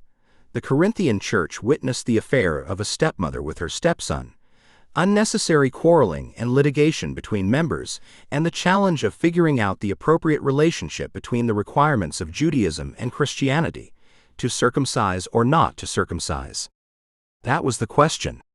And then there were the strict Jewish dietary laws. It is important to note that early Christianity appears to have been predominantly an urban religion and spread most quickly throughout urban centers. Thus, Paul's letters address the churches in different cities throughout the Greek-speaking world and show the existence of a network of relationships between the early churches, despite the physical distance between them. Through that network, the churches were able to carry out group projects, such as fundraising for areas in distress, and could also assist Christian missionaries in their work. By the early 2nd century CE, urban churches were led by bishops, who functioned as overseers for spiritual and practical matters of the church in their region. 6.11. The 3rd century crisis and late antiquity. While the 2nd century CE was a time when the empire flourished, the 3rd century was a time of crisis, defined by political instability and civil wars, which ultimately demonstrated that the empire had become too large to be effectively controlled by one ruler. Furthermore, the increasing pressures on the frontiers, which required emperors to spend much of their time on campaigns, resulted in the decline of the importance of the city of Rome.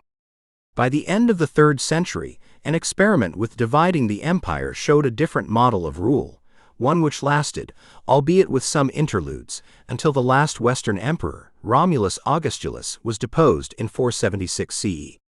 While the political narrative of the 3rd century and late antiquity could be described as a story of decline and fall of the Roman Empire, as the British historian Gibbon famously called it, nevertheless, it was a period in which culture, and especially Christian culture, flourished and replaced the traditional Roman pagan mode of thinking. Far from being culturally a time of decline and fall, late antiquity rather was looking forward to the world of the Middle Ages. It was also the period of Roman history that produced some of its most influential leaders, most notably Constantine. 6.11.1. The 3rd century crisis and Diocletian. Although composed during a time of prosperity in the empire, Apuleius' novel Metamorphoses showed tensions in the provinces, indicative of the failure of empire to govern all portions equally effectively. While not visible in the larger urban centers until the 3rd century CE, these tensions manifested themselves clearly during the 3rd century crisis, a period of almost 50 years, 235–284 CE, that was characterized by unprecedented political, social, and economic upheaval across the empire. In effect, the 3rd century crisis was the year 69 CE repeated, but this time it stretched over half a century. The same secrets of power that 69 CE revealed for the first time, that armies could make emperors and that emperors could be made outside of Rome, were now on display yet again. In 235 CE, the Emperor Severus Alexander was assassinated by his troops on campaign, who then proclaimed as emperor their general Maximinus Thrax. Over the subsequent half-century, 26 emperors were officially recognized by the Roman Senate, and a number of others were proclaimed emperors, but did not live long enough to consolidate power and be officially accepted as emperors by the Senate. Most of these new emperors were military generals who were proclaimed by their troops on campaign. Most of them did not have any previous political experience, and thus had no clear program for ruling the empire. The competing claims resulted in the temporary breaking away from the Roman Empire of regions to the east and the northwest. The political instability that resulted was not, however, the only problem with which the empire had to contend. In addition to political upheaval and near-constant civil wars, the empire was also dealing with increasing pressures on the frontiers, a plague that devastated the population, a famine, and rampant inflation. Roman emperors, starting with Nero, had been debasing the Roman coinage, but not until the 3rd century crisis did the inflation hit in full force. The 3rd century crisis showed that a single emperor stationed in Rome was no longer equipped to deal with the challenges of ruling such a vast territory. And indeed, so recognized the man who ended the crisis, the Emperor Diocletian. Born to a socially insignificant family in the province of Dalmatia, Diocletian had a successful military career. Proclaimed emperor by his troops in 284 CE, Diocletian promptly displayed a political acumen that none of his predecessors in the 3rd century possessed. Realizing that, as the 3rd century crisis showed, a single emperor in charge of the entire empire was a sitting duck, whose assassination would throw the entire empire into yet another civil war, Diocletian established a new system of rule, the Tetrarchy, or the Rule of Four. He divided the empire into 4 regions, each with its own capital. It is important to note that Rome was not the capital of its region. Diocletian clearly wanted to select as capitals cities with strategic importance, taking into account such factors as proximity to problematic frontiers. Of course, as a Dalmatian of low birth, Diocletian also lacked the emotional connection to Rome that the earliest emperors possessed. Two of the regions of the Tetrarchy were ruled by senior emperors named Augusti, Augustus in the singular, and two were ruled by junior emperors named Caesars, Caesar in the singular. One of the Augusti was Diocletian himself, with Maximian as the second Augustus. The two men's sons-in-law, Galerius and Constantius Chlorus, became the two Caesars. Finally, it is important to note that in addition to reforming imperial rule, Diocletian attempted to address other major problems, such as inflation, by passing the Edict of Maximum Prices. This edict set a maximum price that could be charged on basic goods and services in the empire. He also significantly increased the imperial bureaucracy. In a nutshell, as some modern historians have described him, Diocletian was the most significant Roman reformer since Augustus. Diocletian's political experiment was most clearly successful in achieving one goal: ending the 3rd century crisis. The four men were able to rule the empire and restore a degree of political stability. A statue column of the Tetrarchs together displays their message of unity in rule. The four men are portrayed identically, so it is impossible to tell them apart. Showing their predominantly military roles, they are dressed in military garb, rather than the toga, the garb of politicians and citizens, and each holds one hand on the hilt of his sword and hugs one of the other tetrarchs with the other.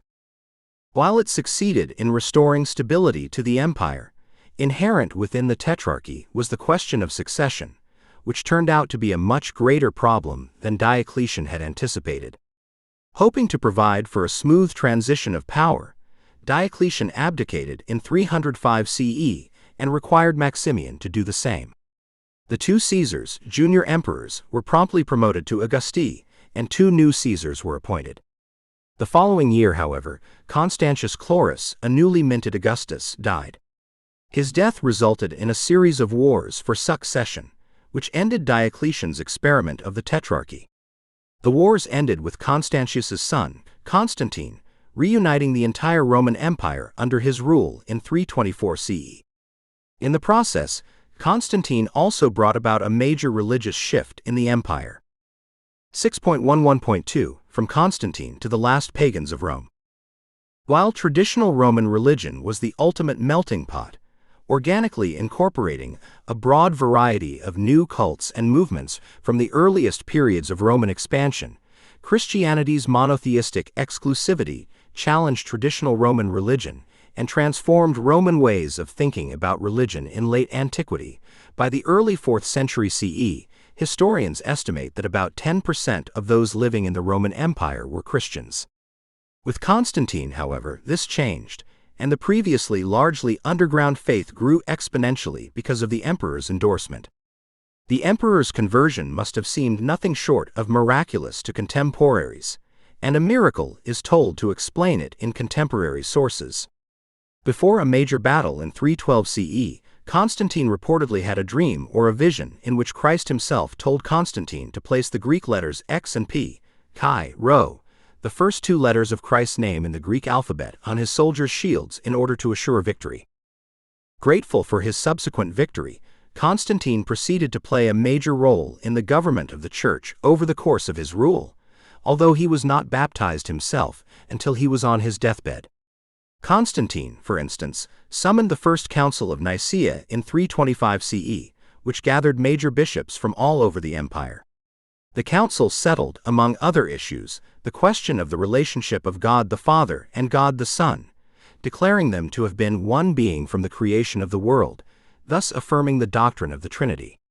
The council set a significant precedent for communication of bishops in the empire. It ended up being merely the first of 7 major ecumenical councils, the last of them being the Second Council of Nicaea in 787 CE. The councils allowed the increasingly different churches of the eastern and western parts of the Roman Empire to work together on key doctrines and beliefs of the Church.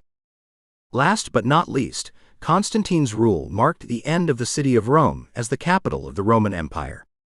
Upon reuniting the empire in 324 CE, Constantine established his capital at the old location of the Greek city of Byzantium, but renamed it Constantinople. The location of Byzantium appears on map 6.11. The location had strategic advantages for the empire at that stage. First, it had an excellent harbor. Second, it was close to the Persian frontier, as well as the Danube frontier, a trouble area that required attention from the emperor. Finally, building this new city, to which he also referred as New Rome, allowed Constantine to send the message that his rule was a new beginning of sorts for the Roman Empire, which was now to be a Christian empire. With the emperor's backing, Christianity seems to have grown exponentially over the course of the 4th century CE, much to the chagrin of Julian the Apostate, Rome's final pagan emperor, who tried hard to restore traditional Roman paganism during his brief rule, 361–363 CE. Finally, the Emperor Theodosius gradually banned paganism altogether by 395 CE. Thus, a mere 83 years after Constantine's initial expression of support for Christianity, it became the official religion of Rome. Paganism continued to limp on for another century or so, but without state support, it slowly died out. 6.11.3 The Decline of the Empire, looking forward while looking back with Augustine and the last pagans of Rome. Imagine that you are a citizen of the greatest empire on earth. In fact, you reside in the greatest city of the greatest empire on earth. You feel protected by the pact that was made between the founders of your state and the traditional gods. The Pax Deorum, or peace with the gods, struck a clear bargain. As long as you and your state worshipped the gods and maintained peace with them, they would make it prosper. And prosper it did. Starting out as a tiny village on the marshes of the Tiber, the Roman Empire at its height encircled the entire Mediterranean, extending to Britain and the Rhine and Danube frontiers to the north, and including a wide strip of North Africa in its southern half. But something went so terribly wrong along the way, testing the gods' patience with Rome. A new sect started out in Judea in the 1st century CE, one which followed a crucified Messiah. Spreading outward like a wildfire to all parts of the empire, this sect challenged and gradually replaced the worship of the traditional gods, bringing even the emperors into its fold, starting with Constantine in the early 4th century CE. This outright violation of the 1,000-year-old pact between the Romans and their gods could have only one outcome. The ultimate punishment would come from the gods upon this rebellious state. And come it did. In 410 CE, the unthinkable happened. The city of Rome, untouched by foreign foes since the early days of the Republic, was sacked by the Goths, a Germanic tribe led by the fearsome Alaric. How could something so terrible happen? And how could the Roman Empire recover from it? Such was the thought process of the typical Roman pagan, and especially the pagan aristocrat, as few of those as were left by 410 CE. And it was in response to these questions that Augustine, veteran theologian, philosopher, and bishop of Hippo in North Africa, wrote the final magnum opus of his career, the monumental 22-book effort that he appropriately titled De Civitate Dei contra Paganos, or On the City of God Against the Pagans. It is no coincidence that Peter Brown, the scholar credited with creating the academic field of study of late antiquity, began his career as a researcher by writing a biography of Augustine. Indeed, no other figure exemplifies so clearly the different culture that emerged in late antiquity, a culture of rethinking the Roman past, with an eye to a future in which Rome no longer existed as the capital of the Roman Empire. Born in North Africa in 354 CE, Augustine was educated in Rome and Milan, and after a wild youth, about which he tells us in his Confessions, he rose to the post of the Bishop of Hippo in 396 CE. A famous figure by 410 CE, he was ideally suited to address the tragedy of the sack of Rome and the concerns that this event inspired in Christians and pagans alike. In his book, Augustine presented an argument that challenged the core of Roman traditional beliefs about the state. Challenging the fundamental Roman pagan belief that Roman success was the result of the Pax Deorum, Augustine effectively argued that there was nothing special about Rome. It only prospered in its earlier history because God allowed it to do so. Furthermore, argued Augustine, obsession with Rome, emblematic of obsession with the earthly kingdom and way of life, was the wrong place for turning one's attention. The city of God was the only place that mattered, and the city of God was most definitely not Rome. By turning away from this world and focusing on the next, one could find true happiness and identity as a citizen of God's kingdom, which is the only city that is everlasting and free from threat of invasion or destruction. Augustine's message would have made the Republican hero Cincinnatus weep. For Cincinnatus, nothing was more valuable than Rome. For Augustine, however, nothing was less valuable than Rome. 6.12 Conclusion. From late antiquity to the Middle Ages. After the death of the Emperor Theodosius in 395 CE, the Roman Empire became permanently divided into Eastern and Western empires, with instability and pressures on the frontiers continuing, especially in the West. The sack of Rome by the Goths in 410 CE, which so shocked Augustine's contemporaries, was followed by an equally destructive sack of Carthage by the Vandals in 439 CE, as well as continuing raids of Roman territories by the Huns, a nomadic tribe from Eastern Europe, the Caucasus region, and southeastern China. The Huns experienced an especially prolific period of conquest in the 440s and early 450s CE under the leadership of Attila. While they were not able to hold on to their conquests after Attila's death in 453 CE, their attacks further destabilized an already weakened Western Roman Empire. Finally, the deposition of the Emperor Romulus Augustulus in 476 CE marked the end of the Roman Empire in the West, although the eastern half of the empire continued to flourish for another 1,000 years. The fall of the Roman Empire in the West, however, was not really as clear and dramatic a fall as might seem. A number of tribes carved out territories, each for its own control. Over the next 500 years, led by ambitious tribal chiefs, these territories coalesced into actual kingdoms. Rome was gone, yet its specter loomed large over these tribes and their leaders who spoke forms of Latin, albeit increasingly barbaric versions of it, believed in the Christian faith and dreamed of the title of Roman Emperor. This has been Chapter 6, The Roman World from 753 BCE to 500 CE, from the textbook World History, Cultures, States, and Societies to 1500, by the University of North Georgia Press. This audiobook was produced by Audileo.com, a leader in academic audiobooks.